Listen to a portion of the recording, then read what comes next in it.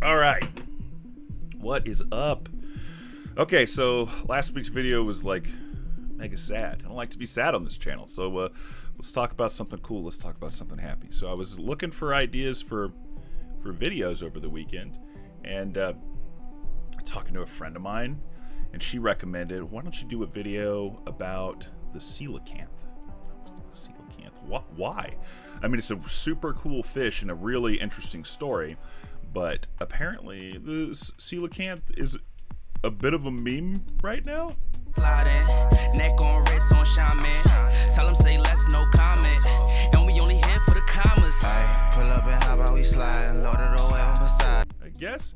So I was like, okay, yeah, why not? So I don't have any coelacanth video, so I thought, why don't I just message some of my friends that are in the scientific side of diving, and my buddy Brian, I know that his dive buddy has filmed the coelacanth.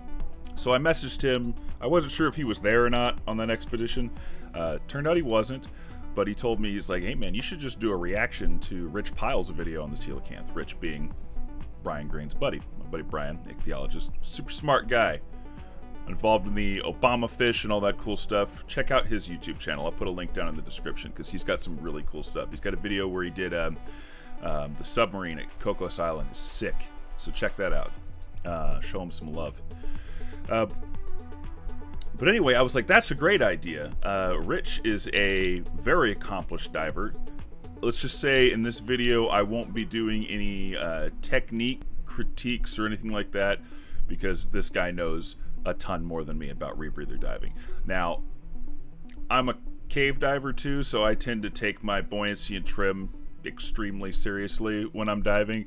Some people aren't always that way, so if these guys don't look quite as neat and trim as some of the divers on my channel, just, they're scientific divers. They're doing a lot of stuff down there. I'm not. It's not my place to critique them. You know, we're just going to kind of react to this video, have a little fun with it, talk about what's going on. Maybe I can explain some things. But yeah, let's give it a shot. By the way, coelacanths, why are they so cool? They're basically like a living fossil. They're from, they thought they died out in the Cretaceous period. So it's like if you see one, which pretty hard to see one, but if you did see one, it's like you're diving with a dinosaur, which is pretty sweet. Of course, in a way, sharks are kind of like diving with dinosaurs, but you know. But anyway, I won't talk too much about that. There's a ton of videos on the internet about coelacanths and why they're so special and what makes them so cool. But I did want to show how they get their boat into the water, because it's a super involved process. They got to drag the boat down to the water with this tractor. This makes me feel so lazy. We're so spoiled here in Hawaii. We've got boats already in slips and just grab and go. We get upset when we gotta trailer a boat. This is way harder.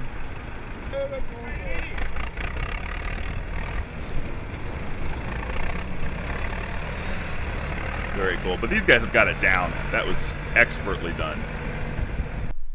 Oh, one more thing.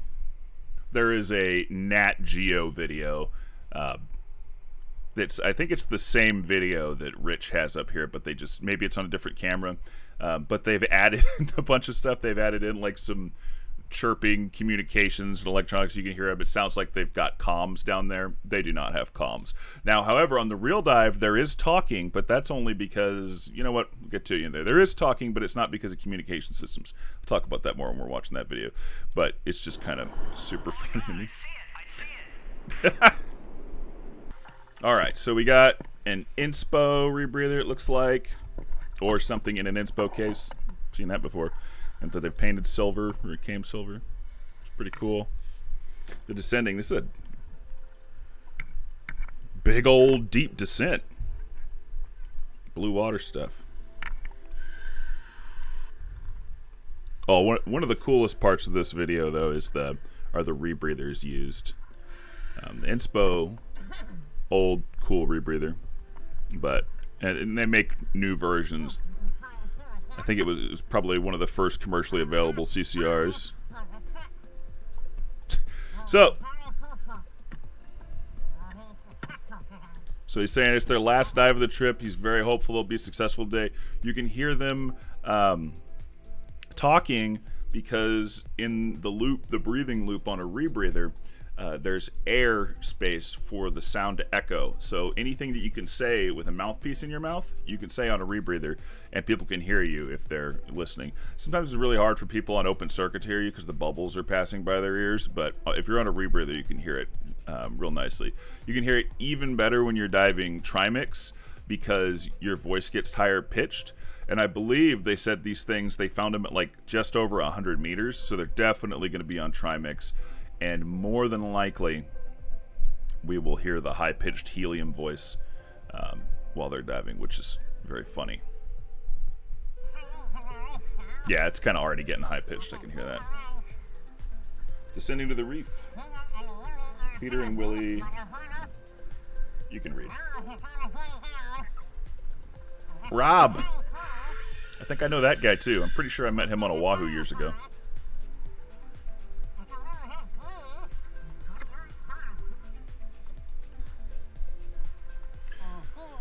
Split fins, not my favorite, but like I said, no judgment on this video.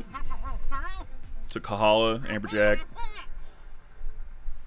So he says right here is that their guide told them that if they saw 2 of these kind of fish, 2 of these Kahala, cool.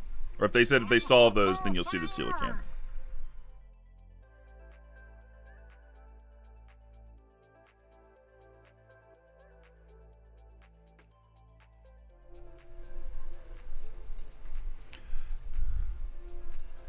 Wow, that's such a cool spot. So, oh, let's talk about this rebreather. So that's a Cislunar Mark 5, Mark 4, Mark 5, Mark 5. I'm pretty sure it's a Mark 5. I don't know. I know that. I'm just having a brain fart right now. This rebreather is really cool. So I dove a Poseidon for a number of years. Still have it. Still teach on it. You guys know I've switched over to Kiss rebreathers and been pretty happy with those, but you know, I still like the Poseidon. There's some really cool technology in it, and one of the key pieces of technology in that unit is sensor validation.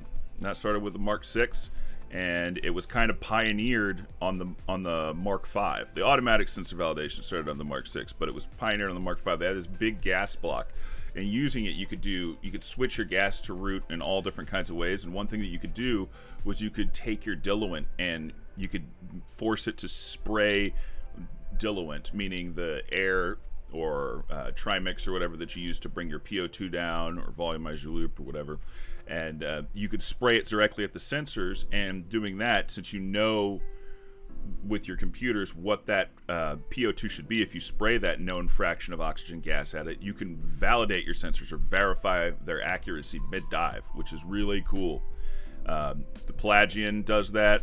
That's a cool rebreather, and the Poseidons do that. They actually rely on it so heavily that they use less sensors than a traditional rebreather would. They just use one, and if something goes wrong, they switch up to the second sensor, which is a backup. Okay, here we go. Oh, we're going deep now. Yes.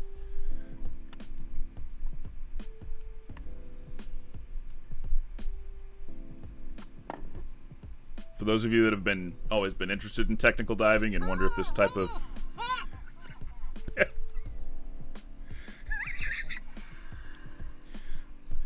there's nothing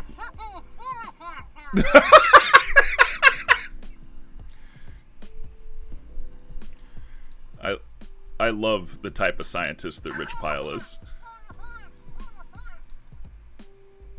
I love his translation.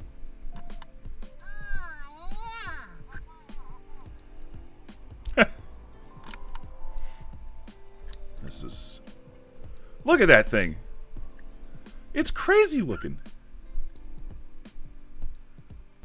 I mean, I guess that if I had to liken it to another fish, I guess it looks pretty similar to a grouper. Wow. In the other video that I was playing, when they show that, you hear them through the communication system that's non-existent. He goes, "Nobody move." Nobody move. It's amazing. Wow. I've already seen this part, and it's still amazes me. This is why I dive, this type of stuff. Unfortunately, I'm not there. One day. The blue button-up shirt and shorts. So I'm told that when questioned about why he dives in a blue button-up shirt, I guess he did it once, realized it was pretty good, and really liked the idea of being able to just air dry on the boat and walk straight up to the restaurant after the dive.